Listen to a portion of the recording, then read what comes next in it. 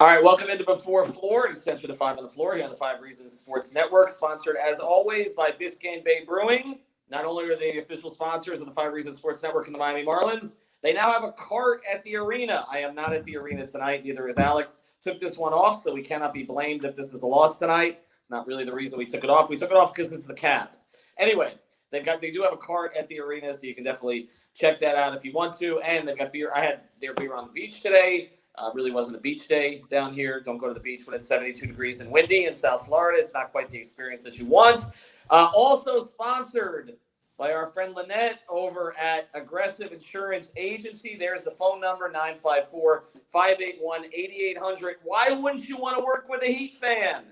Especially if you have a terrible driving record. She'll help you out. No one is turned away, especially Heat fans. So if you got in trouble for speeding or, I don't know, flicking somebody off on the way to the arena, reach out to Lynette. Again, she's over at the Aggressive Insurance Company. It's Insurance by Lynette. 2 N's in there, 2 N's, 2 T's. InsuranceByLynette.com, 954-581-8800. All right, let's get to it. Before Floor, no Andre Iguodala tonight, Brady. We'll start there. Oladipo, Dragic, Nunn. Who's playing? Yeah, Andre Iguodala is going to be out. Kendrick Nunn is going to be playing. Well, he's available. We don't know if he's going to be playing. Dragic is also available. He definitely will be playing. Obviously, that was just a back-to-back thing, and I'm sure we'll probably be seeing that throughout the season as well. And it's just interesting that when he doesn't play, that Kendrick Nunn didn't even get an opportunity. So that's going to be interesting tonight. Yeah, no doubt. And we'll get into the replacement for Iguodala here in a second, Greg. We'll go to you next on that. But I did tweet about some of this stuff today. A couple of sort of newsy type items, I guess. Dragic, I wouldn't anticipate he plays on both ends of any back-to-back the rest of the season, and probably not Iguodala either. This is a little bit convenient tonight, so I wouldn't anticipate you're going to see these guys on back-to-backs. Oladipo, again, the same, but we'll see what happens. Well, again, this is not a back-to-back. I'm sorry. I don't know what I'm thinking, but I wouldn't expect to see, like I said, Dragic, Oladipo, Iguodala playing back-to-backs. They're going to spread this depth out as much as they can. The other thing about the bigs, everybody's been asking if they get a big and they get a big. I know Justin Patton may be an option now. He played with Jimmy. Jimmy likes him personally. I don't know if Jimmy thinks he can play. I don't know if the Heat think he can play, but we'll see. He may be a project that's worth looking at. But I keep getting told that the player they add this week may not even be a big. They'd like to have another big available for Eric Spoelstra, but they don't feel like they need one in the rotation, Greg. Yeah, no, and I think that that's super interesting because it opens the door to maybe guys that they would want to groom. So you could see a 10-day contract kind of situation take place. So I've kind of pivoted away from thinking about just the veterans that are available and started thinking about more of the prospects and stuff like that are out there. Just like in the same vein as they signed Kendrick Nunn and Duncan Robinson. And you just kind of hope maybe you can hit, even if they're just serviceable. I feel like we never thought we'd say we missed Chris Silva, but at least he was a big body that you could throw out there, in some situations, and they just don't have that right now. Yeah, someone asked, when's the last time we saw UD? It was not this season. He has not played a minute yet this season. Ira threw it out to me. Why not? Why not take a look at UD for a few minutes in a garbage time situation and see if he can give you anything? He'll set a screen. He'll set a screen. He'll be in the right place. He'll probably grab a couple of rebounds even without jumping. Let's get to this, though, Jonathan. Obviously, Oladipo looked really good defensively the other night. Seems like the fit there is seamless. Offensively, maybe not hesitating a lot, but didn't make a lot of shots. Was coming off the curls. This is the type of game, though, where a new player gets right. I mean, they're playing the Cavs, right? So it would seem to me like this is, even though Golden State, we saw the trash they looked like without Curry and Draymond last night, losing by like 60 to Toronto. But this is the kind of game you would think that Oladipo would get his feet wet here a little bit. Yeah, absolutely. I mean, first of all, to start things off, Cleveland is one of the worst defensive teams in the league. So having that alone is going to make the offense feel a little bit better. You spoke on it a little bit. We saw a touch of the things he can do, right? He did a little bit of a driving kick. We saw him find Trevor Ariza pretty early. We saw him do the screen and roll with Bam and get that that pick and roll alley oop with Bam, and he had that Euro step as well. And he locked up Steph Curry. So there's a lot of things that we can see from him this game that he's going to add to this team. I feel like he'll do a good job keeping him on Sexton, right? Sexton's probably the primary scorer for that team. So keeping him on him, they're a low assist team as well. So that'll just cut off the head of the offense. I feel like Oladipo can seamlessly transition a little bit better because of the competition that we're playing tonight. What does it say? I'll go back to Brady and Alejandro in a second. But Greg, I mean, nobody cares about the Cavs anymore. But for a long time, we down here cared a lot about the Cavs. I mean, I got sent to Cleveland for a godforsaken year. I'm sorry to hear that. I know. And I feel like I feel like, you know, there was always this competition, right, where Heat fans would make the point that they didn't need LeBron necessarily. The Cavs did. Like, obviously, the Heat were better with LeBron, who I guess right now is more of a movie producer than he is a player necessarily. But but the Cavs desperately needed him. And again, with due respect to my good friend Kobe Altman, who I got to know a little bit in Cleveland, I think what's happened the past few years has kind of proven that out again, right? Like, you've got this bookended era with LeBron where they're competitive, and then before and after, they're just god awful. How do they even take themselves out of this?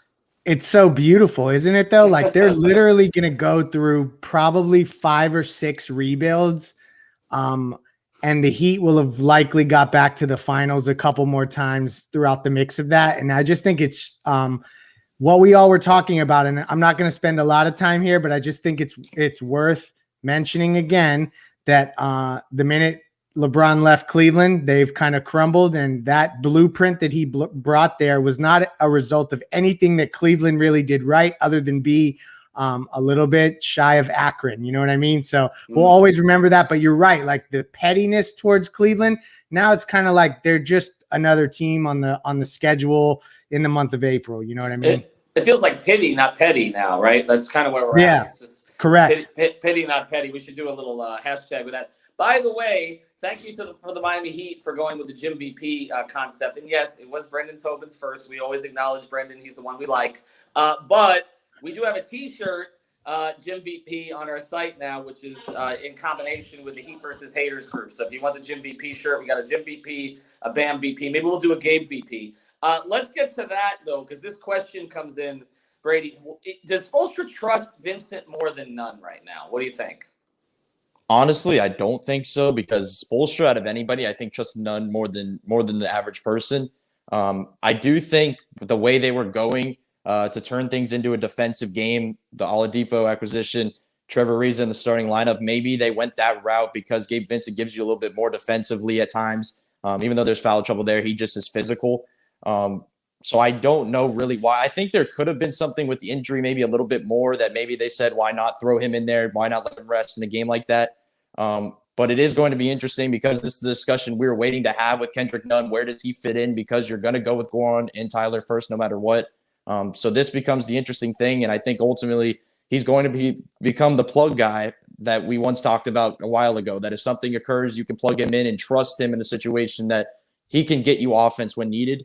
So I do think that's going to be his role. And if Miami doesn't want to go to a 9-man rotation strictly in the regular season, especially on nights you mentioned like back-to-backs, that's a way to go as well, to maybe, not rush Goran in any way to make him, feel a certain way.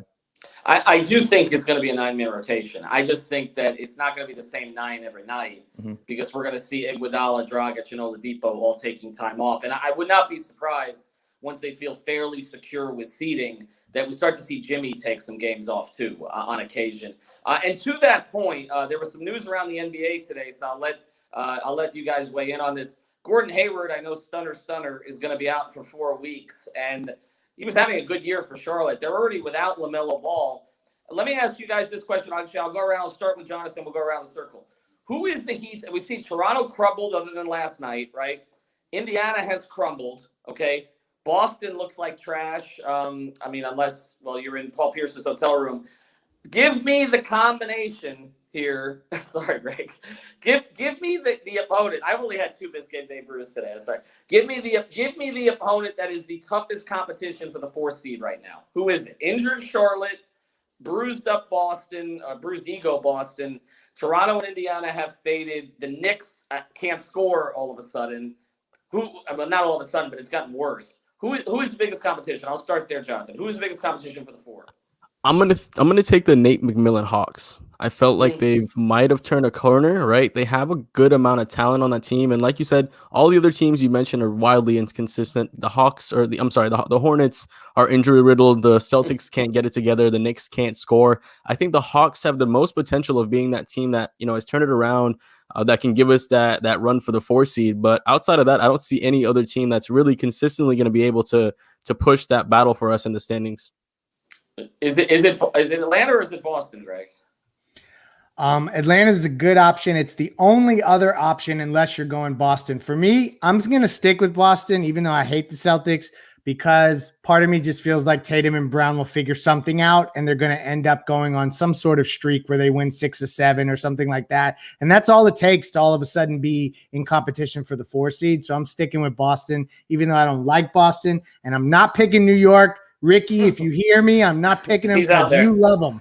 You got to get him to drive off the road somewhere in Boca. All right, Jonathan, who is it? I just took the Hawks. Yeah. Wait, you guys switched. What the hell just happened here? What just happened here? All right, go to Brady. Alejandro, stop that crap. Brady, go. Who do you like? Well, I would probably say Boston as well, because I think that they can have the best chance of turning it around. Evan Fournier played well last night, so I think that's a pretty good, scoring, person to add in. But I think if I was to go somewhere different, I would say maybe Charlotte as well, because they've done a pretty good job of just plugging guys in. As you mentioned, LaMelo going out, they had an opportunity to step up, but I think that's because they had guard depth. But I do think they have an ability to kind of, keep pushing and plug guys in that Gordon Hayward role. So I do think they could keep it rolling. All right, Alejandro, let's start here with you. By the way, I think it's Boston. They have the most material. Atlanta's been a good story, but Bogdanovich has played very well recently, which was one of those additions. It took him some time, obviously, to get healthy. But I still think the Celtics have the most top-end talent. And so I still think that they're probably the team. And I don't necessarily think that Heat fans want to see a Boston Heat 4-5, even though I think they'd feel comfortable against the Celtics. I think you'd rather play the Hawks, basically, or somewhere Charlotte or some other sort of less experienced team. All right, Alejandro, let's go tonight. Sorry, it's not a Marlins blogger. I know that, Ariel. Alejandro, let's go tonight. We're not going to say who's going to win. Here's the question we're going around. Do the Heat win by 20 or more? These are the type of games they should win by 20, but they're not going to win by 20. So, no, not by 20. I think the number is 11.5 tonight. Brady, they win by 20? No, I don't think so at all. I think this is a game, we've seen this story way too many times this season, where you're supposed to beat a team by a good amount. You want Jimmy to maybe take the night off, and then you don't have Sunday, Monday games, so you can have a long rest. And then it ends up being a late game Jimmy takeover. So that's what I kind of expect. Did Tito Benaj take over Royal Shepherd's account pitching the Mario Chalmers thing here in the comments? Greg, did they win by 20 tonight? So the Heat have beat the Cavs in 19 straight regular season meetings. So I'm going to go with that they win by 19. Look at that. You should go that they win by 23. That's another number that's appropriate. And the line's moved to 12.5, Ethan, by the way, a point since you saw it. If you want to get in, this is one of the places you can get in, busr.com/5RSN. I will tell you, I do this with J-Rod 3 times a week. J-Rod is on fire right now with his picks. I think he's winning 70% of his recent picks. So if you want to win some money, check us out and then go there. But you can definitely find that on the YouTube channel. Jonathan, yes, no, did I go to you or did Alejandro switch everybody again? I'm sorry. You and Brady look too much alike. Go ahead. I'll say yes, right? We got Oladipo, who's going to lock off the head of the table in that backcourt of Cleveland. They're the worst. They have the worst point differential and they're plus 8-4, right? So they lose by about 8 points a game across all their games. I feel like this is a game that lines up for the Heat. They're the worst 3-point defending teams, or if not one of them in the league. Duncan and Hero are starting to find their stretch. We'll see Bjelica probably take that roll off the bench and he'll hit a couple of threes. I feel like this is a game where we could win by 20. I'm gonna hop on the hype train tonight. Yeah, I'm going at least the minus 12.5. By the way, if you go to Prize Picks tonight, I like Bam tonight. I think Bam's overall number, I think he's going to destroy this team tonight. So I'm going with Bam and DeRozan. Use the code Hero 5. too. If you go there, Hero, possibility also been much more consistent lately. Last 5 for Hero, averaging 19.4, 41% from 3. So he and Duncan have turned the corner. All right, Alejandro's going to stick with you here for a little. We sticking around a little longer? Is that right? People want to hang around? All right, no pod Yeah. tonight unless something dramatic happens. But the post-game stream with Royal will be there, and who knows who from Five on the Floor might pop on. So we got some time tonight. We'll see what happens. We'll be back. Floor's yours Sunday or Monday night. We're gonna pod one night and do Floor's yours the other night. So we'll get on there with that. And we appreciate all you guys following me at Biscayne Bay Brewing, insurancebyLynette.com. Alejandro, you take it from here. All right, we're gonna start with Eric Spoelstra's press conference today, the pregame show, Coach. and we're gonna go right ahead and We listen will get to what Eric started Spoelstra with said. Joe from Heat.com. Hey, Spill, over the past 3 games, Jimmy has seemed to ignite the team in the third quarter. I know it's really nothing new from him, but how much of a luxury is it to have someone like that who can kind of sense the moment, change the game and rally the troops? Jimmy's a winning player. We've said that in a bunch of different ways, but he's not, working an NBA basketball game for his numbers. He's very cerebral. He understands, what it takes for this team to win, and he gets people involved. He defends. He knows when there are moments where he really has to be assertive, and I think he just has a great balance and a feel for how to do all of that. All right, next we'll go to Jason Jackson. Coach, basically since the beginning of February, it's been streak after streak after streak, losing, winning, losing, winning. What's the best way for your players to deal with those types of ups and downs? You have to, stay the course and just try to get more consistent, with our process. That's the most important thing. Can we continue to defend at a high level? We have very good potential on that side of the floor. And then offensively, it's about, taking another step forward as a team and finding more continuity, playing to our strengths more, things of that nature. You're topping the league in assist percentage. Another one of those 30 assist nights the other night. Now 7-1 in those games. What do you like most about the offense when it's moving like that? Well, the other night was really good to see, just in terms of us incorporating new players, and I felt like everybody was intentional, trying to help each other get shots. And that came from a genuine place. Usually when your team can get to that place offensively, great things are ahead for your team. And then you can see there's a genuine joy, for each other's success. We'll just have to continue to build on that. Next we'll go to AJ Speaks. Spo, defensive deflections have gone up quite a bit. What are the habits that you've emphasized, and what do you like that you're seeing out there? Well, this is going on now for 3 months, or several months, really. Just the commitment to the tough things, the multiple efforts, the activity. A lot of these habits have been happening for a while, but now we're healthier.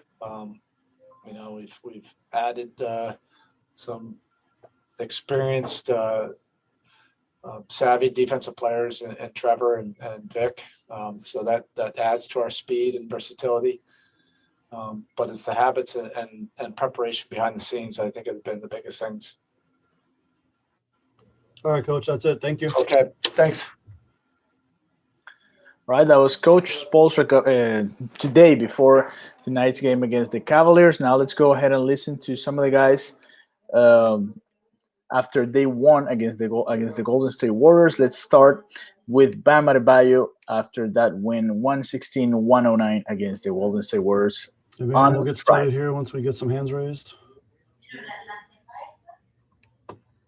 And we will start with Ira Winderman. Bam, this was another one of those games when there was a lot from a lot of different people. There was a 22-point effort, a 20, a 21 from Duncan. You had 19. Dre had 10. Trevor had 10. Is that something you guys like to see, that it's coming from a lot of places and there's a lot of contributions and really doing it collectively when maybe other teams have to rely on just one or two guys? man, that's what make our games fun, for everybody. Me and Jimmy are unselfish, and we're all unselfish. We all want everybody to score. Like I cursed Gabe Vincent out in the corner when the shot clock was on and down. It's one of those things where we want to enjoy each other's success. And then when you look at guys like Duncan and Tyler, they're sort of cast as supporting players here, just sort of based on the hierarchy. But it seems like when they get it going, it really helps fuel the machine. And they've done it now throughout the winning streak. How important is it, their consistent contributions? Really important. Like I said, we enjoy each other's success. So, they was in shooting slumps and now they're out of them. So we're up and going and trying to keep this thing going. Thank you. All right, we have Anthony Cheng next. Hey Bam, I know Vic was limited by foul trouble today, but what was it like to be out there with him, especially defensively, just having another defender who could switch onto different positions? It always makes it easier when you have an extra defender out there. So being able to switch everything, it kind of erases any opponent's type of offensive flow, just because they can't get the right triggers they want to get. So, it's good for him to be out there. I'm happy he's here, and feel like he's going to enjoy the season. All right, next we go to Mark Medina with USA Today. Hey, Bam, good to see you. I got a random question here. I'm just trying to ask different teams about fans and any favorite memories. Do you have a favorite story, whether it was like an interaction or a specific game? And if so, what's that story?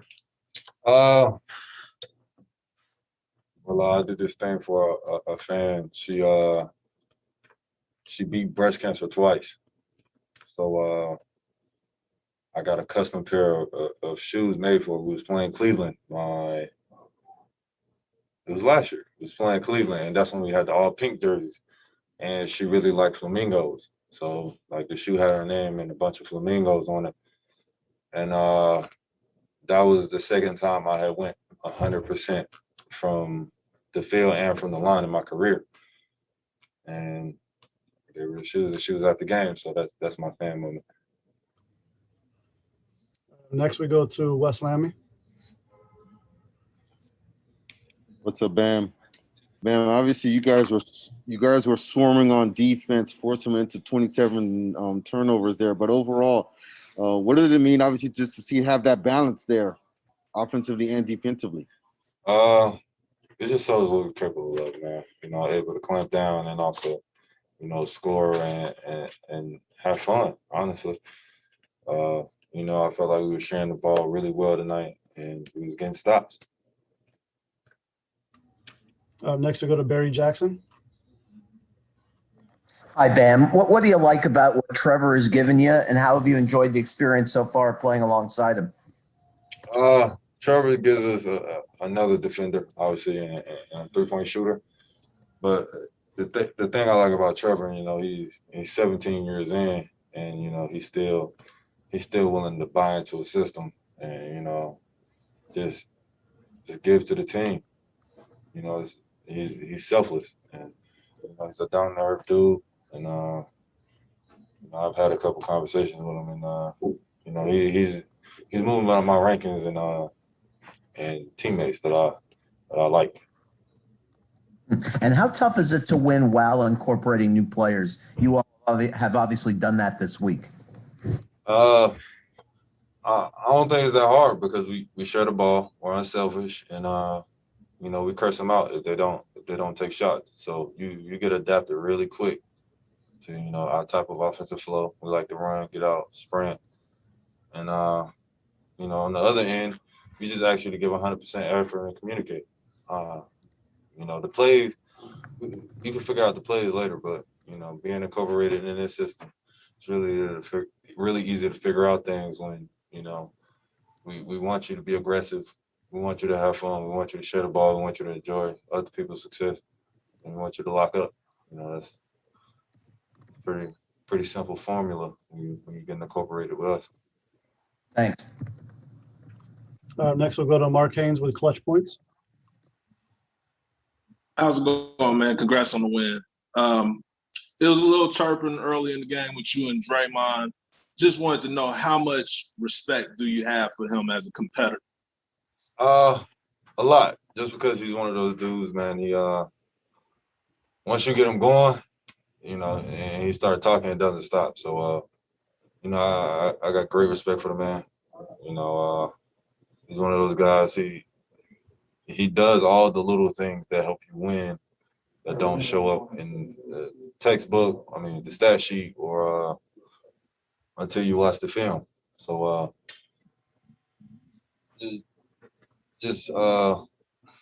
sometimes you got to realize, like, you're going back and forth with a 3-time champ.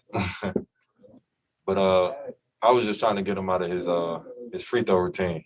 Just trying to manipulate the game. He made the free throw, but if you watch the tape later on, he was like, "Man, I always do that." And I was like, "Man, I was just trying to make you miss the free throw. I don't really care if you do it or not." All right, next we go to Brady Hawk.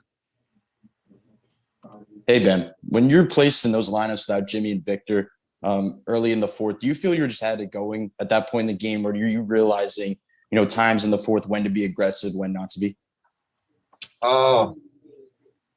I don't think it's really an aggressive, not be aggressive type of thing.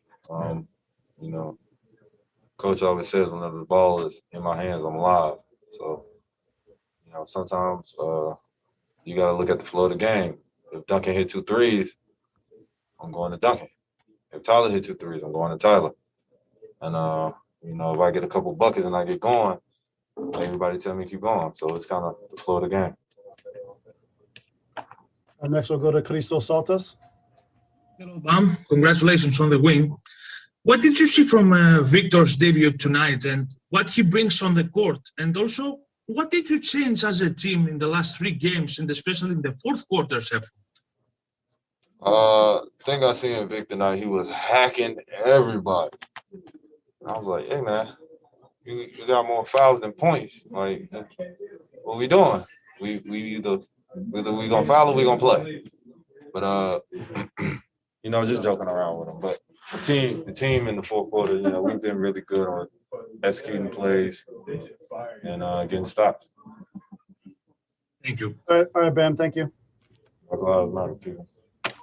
Right, that was Bam Adebayo a couple of nights ago when they beat the Golden State Warriors 116-109. So let's go now and listen. Let's keep listening to these guys from a couple of nights ago. We went already with Eric Spoelstra from today and Bam Adebayo. Let's go now with Jimmy Butler after that win against the Golden State Warriors. Today. All right, we're Let's go, Ira. We know you first. Come on. Getting started with Ira. Go ahead. Don't worry. I don't have 10 questions today, just a couple. Jimmy, I know a lot of other teams, if another guy who is a leading man, someone else came in, there might sort of be, whoa, who's going to get the shots? He's going to take our points. It seems even the way you guys played today, you guys like sharing the wealth. You had a 23-point score at 22, 21, and 19. Is the thought with Vic is just the more the better because you guys like playing as an ensemble team and sort of sharing the wealth? Without a doubt. We want him to stay aggressive. He's going to find his groove. I think we all got to get better at getting him in the spots that he like to get the ball at. That comes with time and talking to him. But he's going to be a huge help. He's going to put up some big numbers, a lot of games. And that's what he's here for. Obviously, the defensive factor, he did that well tonight as well. He's going to fit in great. He already does. Jimmy, what's the common theme in the 3 wins here? What have you guys seen after that little bit of a blip of a losing streak? What's brought it back together? Thank you. The amount of trust on both ends of the floor. Don't get me wrong, it always helps to make shots. But I think we're making the right rotations. We're getting back to these multiple effort plays on the defensive end and rebounding. I think when we rebound the basketball, we put ourselves in a great position to win. Thank you. Next, we'll go Barry Jackson. Jimmy, how helpful is it for you to have played with Belly before? He seems to be comfortable playing alongside you. I love playing with Belly. I did whenever I was in Minnesota. I want him to hunt shots just like all of our shooters do. That's what he's here for. And, the more that he plays, the more that he get his feet under him, he's going to be a huge addition as well. I just want him to understand his role is to catch the ball and jack it at the rim as many times as he can. Thank you. Next, we go to Mark Medina with USA Today. Hey, Jimmy, sorry about that. Good to see you. Hey, I'm asking a random question here to different guys about their favorite stories with fans. Do you have a favorite memory, whether it was an interaction or a specific atmosphere of a game? Oh, man. I don't know. Tell you the truth, I'd be locked into the game. I mean, I could probably tell you a handful of times I've ever even talked to the fans. Man, that's a good question. I got to think about it. I'll come back to you whenever I remember. Next, we'll go to Christos Saltas with SDNA Greece. Hello, Jimmy, congratulations on the win. I would like to ask you, what did you change as a team in the last 3 games, and especially about the fourth quarter's effort? And how important is to build on that effort about the rest of the season? Very important to build on it. That's for sure. Just continually find a way to win. What, man? Yo, what the hell are you This wearing? is how I came in today. Oh my God. This is how I came in. Why are you guys asking him questions like this? Because they want to talk to me, no matter what I got on or lack of thereof. Yeah, it's definitely important to build on it, but I think we've been guarding extremely well, and like I just said, making shots. But we're really getting back to trusting one another and knowing that we're going to be in the right position. And when we're not, telling each other right then, right there, so we can correct it. I think that's what we were lacking. We back to that, and then we're going to keep going this way. All right, next we go to Leonardo Torres with El Comercio, Peru. Hi, Jimmy. It's Leonardo Torres from Peru. Congrats on the win. Jimmy, what are your thoughts about the defense of the team? Is it what you want for the Miami Heat? I think we can be better. I think it's okay right now. But I think we're in a league where it's definitely offensive driven. It's about who can score the most points. I want us to be able to score points, and I want us to be able to get stops because you're not going to make shots every night. So we're a legit defensive team. But I think with the new pieces that we have, we're going to be even better. Next, we'll go to Anthony Chang. Hey, Jimmy, you guys have been last year. You guys incorporated some smaller, secondary offensive pieces, at the trade deadline. This year, what do you think the transition will be and the adjustment period will be incorporating a guy like Victor, who's more of a high usage volume scorer? It'll be the same. Like I said, we'll find out how to make him as efficient and as great in our type of play as he can. That's my job. That's Bam's job. We got the ball majority of the time. We're going to have to share that wealth. That's okay. He's going to help us win. As long as we win, I could care less who shoots the ball, who scores the ball, who's guarding, who has assists. At the end of the day, all of our job is to win. All right, Jimmy, that's it. Thank you.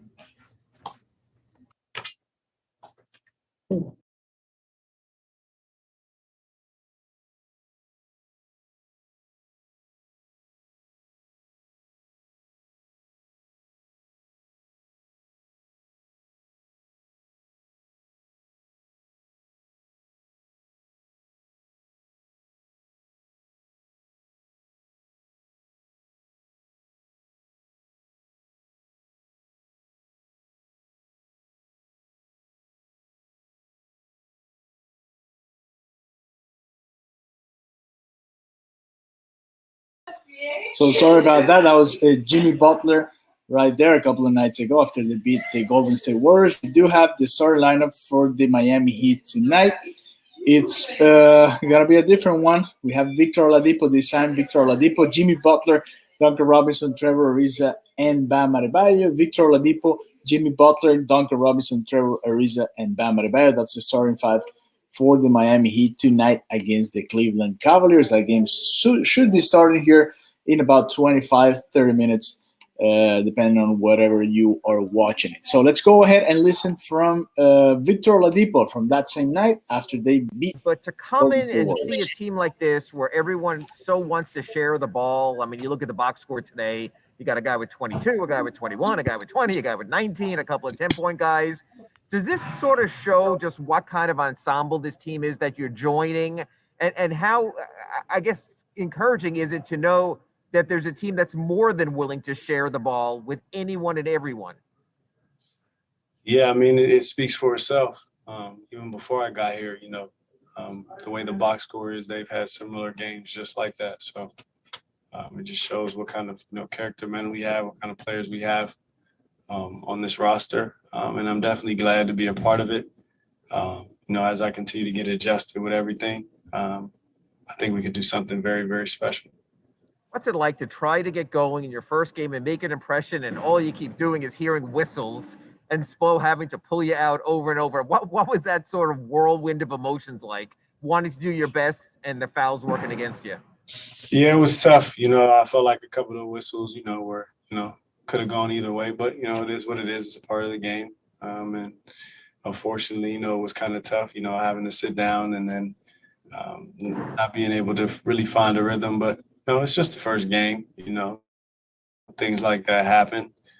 At the end of the day, I'm just glad we won and we got the win, and that's really what matters. So, like I said, everything else will click as I continue to keep playing, continue to keep getting acclimated. Just got to take it one day at a time. Thank you. Next, we go to Anthony Chang with the Miami Herald. Hey, Victor. I know it's only been one game, but when you look at the talent around you, what do you think is the defensive potential of this team, whether it's, Bam, Jimmy, Trevor, and even Andre off the bench? I think we could do very special things defensively.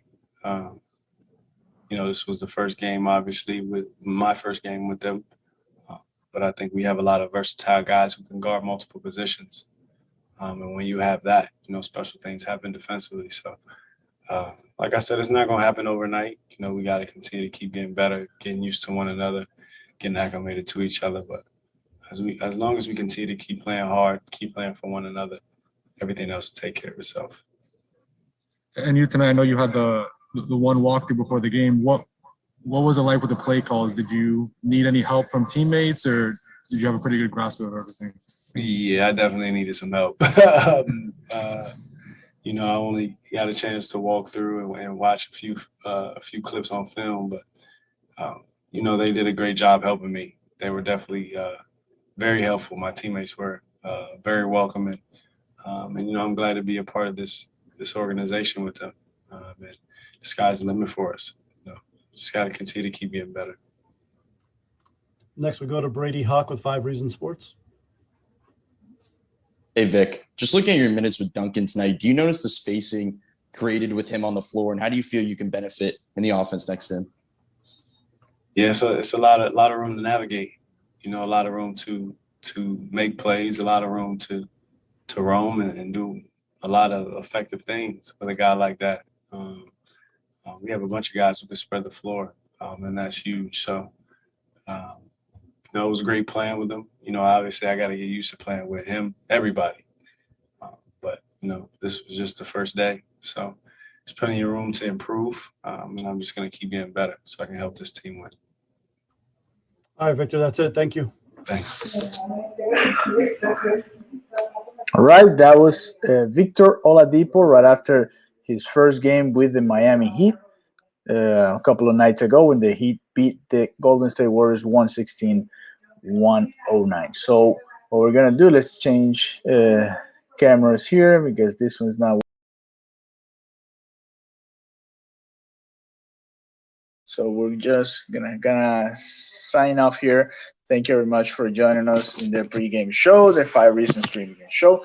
Remember, we're gonna be back here for the post-up, the show we do right after the game's over. So you guys are welcome to come to join us, to send your super chats and help us to keep building this platform for you guys, Heat fans. So for all of you that are just here, before we sign off, this is the starting lineup for tonight. Victor Oladipo, Jimmy Butler, Duncan Robinson, Trevor Ariza, and Bam Adebayo. We have Victor Oladipo, Jimmy Butler, Duncan Robinson, Trevor Ariza, and Bam Adebayo. That's going to be the starting 5 for the Miami Heat tonight against the Cleveland Cavaliers. Thank you very much for joining us, and we'll see you back here with the live score if you want to follow the game along with us and have fun with it. And if not, join us for the post-game show right after the game is over. So have a good one. Enjoy the rest of your evening. The Marlins are also playing right now, and they're winning. They're beating the Tampa Bay Rays 4-2, and let's see what happens next there. So thank you very much, We'll see you soon here in the 5 Reasons YouTube channel, and have a good one.